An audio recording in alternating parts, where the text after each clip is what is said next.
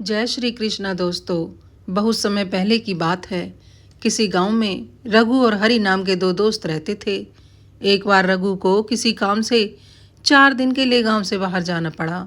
इसलिए वह अपनी दुधारू गाय को हरि के घर हाँक कर ले गया और बोला, हरि, मुझे 4 दिन के लिए अपने रिश्तेदार के घर जाना पड़ रहा है। मेहरबानी करके 4 दिन के लिए मेरी गाय की देखभाल कर लो। तुम्हारी इस मदद को मैं कभी नहीं भूल सकता। हरि समझते हुए बोला, अरे दोस्त, यह कौन सी बड़ी मुश्किल बात है। मेरी गाय के साथ तुम्हारी गाय भी मवेशी खाने में रह जाएगी। चारे वगैरह का इंतजाम मैं कर लूँगा, तुम फिक्र ना करो। रघु निश्चित होकर वहां से चला गया। रघु के जाने के बाद भी हरि दोनों गायों को चारा डालकर अपने काम पर चला गया। रघु की गाय ने जल्दी जल्दी 3/4 चारा और हरी घास चर डाली। हरि की गाय को भूखा रहना पड़ा। शाम को जब हरि ने अपनी गाय का दूध दुहाने की कोशिश की तो उसकी गाय ने हरि को लात मार दी, मगर रघु की गाय ने दुगना दूध दिया, जिसे देखते ही हरि के मन में लोभ पैदा हो गया कि क्यों न रघु की गाय को अपना बना लेना चाहिए। उसी दिन रात को हरि रघु की गाय को 2 कोस की दूरी पर स्थित अपने एक रिश्तेदार के घर छोड़ आया। उसका विचार था कि थोड़े दिन बाद वह गाय को वापस ले आएगा और कहेगा कि यह गाय वह खरीद कर लाया है। कुछ दिन बाद रघु अपने रिश्तेदार के यहाँ से लौटते ही सीधे हरि के घर पहुंचा और कृतज्ञतापूर्ण शब्दों में कहा, हरि, मैं तुम्हारा उपकार कभी नहीं भूल सकता। मेरी गाय की अच्छी रखवाली की है ना तुमने। हरि ने चिंता प्रकट करते हुए कहा, क्या बताऊं रघु, मेरे मुंह से तो बात भी नहीं निकल रही है। तुम्हारी गाय परसों तक तो भली चंगी थी। उसे मैंने चारा दिया, पानी पिलाया, दूध दुहाने गया तो वह मुझे लात मारने लगी। लेकिन कल सुबह उठकर देखता हूँ तो गाय गायब है। रात के वक्त पगहा तोड़कर कहीं भाग गई होगी। रघु यह बात अच्छी तरह ताड़ गया कि हरि झूठ बोल रहा है। मेरी गाय को देखकर इसके मन में जरूर लालच आ गया होगा और यह गाय को हत्याना चाहता है, इसीलिए इस तरह के बहाने बना रहा है। मगर रघु ने हरि से कुछ नहीं कहा। कोई बात नहीं हरि, तुम चिंता ना करो। तुम्हारा घर शायद मेरी गाय के लिए नया था, इसलिए वह पगहा तोड़कर भाग गई होगी। भला इसमें कोई क्या कर सकता है। तुम बिल्कुल भी चिंता ना करो। अब रघु के सामने एक बड़ी समस्या यह थी कि वह अपनी गाय को फिर से कैसे पाई, मगर वह हरि को चोर ठहराकर उसके दिल को दुखाना नहीं चाहता था। इसलिए रघु ने अपने एक मित्र चौधरी राम सरन की मदद मांगी। चौधरी राम सरन ने रघु को एक युक्ति बताई। रघु ने उस युक्ति को अमल में लाना शुरू कर दिया। इतवार की रात 2 नकाबधारी व्यक्ति हरि के घर पहुंच गए और दस्तक देने लगे। वे दोनों नकाबधारी रघु के मित्र चौधरी राम सरन के भेजे हुए थे। आधी रात को नकाबधारियों को देखकर हरि डर गया। नकाबधारियों ने हरि से कहा, तैयार है ना, हमें जल्दी जाना है, जल्दी लेकर आओ। हरि ने सोचा कि ये लोग चोर हैं। अपनी सांस रोके हरि चुपचाप गया और अपनी धन की गठरी लाकर उन नकाबधारियों के सामने रख दी। नकाबधारियों ने हरि को डांटते हुए कहा, हम यह नहीं चाहते, गोबर की पेटी लेकर आओ। हरि ने आश्चर्य से पूछा, गोबर की पेटी? गोबर की भला कैसी पेटी? नकाबधारियों ने कहा, तुम नहीं जानते? अरे मूर्ख, रघु की गाय जो गोबर देती है उसे अगर पेटी में डालकर दिन भर रखोगे तो वह सोना बन जाता है। वही पेटी हम तुमसे लेने आए हैं, जाओ जल्दी ले आओ। हरि ने झट उत्तर दिया, भाइयों, इस वक्त गोबर की पेटी मेरे पास नहीं है, कल रात को मैं तुम्हें जरूर दे दूंगा। नकाबधारियों ने कहा, खबरदार, तुमने अगर धोखा दिया तो हम तुम्हारा काम तमाम कर देंगे, समझे।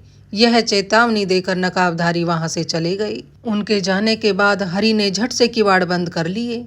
जान बची तो लाखों पाए। फिर हरि सोचने बैठ गया, क्या ऐसा हो सकता है कि रघु की गाय का गोबर सोने में बदल जाता हो। जरूर बदल जाता होगा, नहीं तो इन चोरों को क्या जरूरत पड़ी थी आधी रात में आकर गोबर मांगने की। यह सोचकर रघु उसी वक्त घर से निकल चला। सवेरा होने से पहले ही वह अपने रिश्तेदार के घर पहुंचा और रघु की गाय को हाँक कर वापस घर ले आया। घर आकर पिछवाड़े के कमरे में बांध दिया, उसे चारा दिया, पानी दिया और इस ख्याल से उसके सामने बैठा रहा कि यह कब गोबर देगी।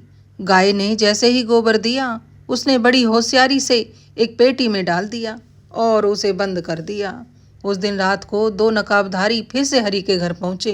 हरि समझ गया कि ये फिर से गोबर लेने आ गए हैं। तब हरि ने गोबर देते हुए उन लोगों से पूछा, क्या रघु तुम्हें रोज इसी प्रकार देता है गोबर? नहीं नहीं, इतवार को जरूर देता है, उन नकाबधारियों ने कहा। इतना कहकर वे दोनों पेटी लेकर वहां से चले गए। अब तो हरि की खुशी का कोई ठिकाना ना रहा। वह यह सोचकर फूले नहीं समा रहा था कि अब रघु की गाय के गोबर से उसकी किस्मत खुल जाएगी।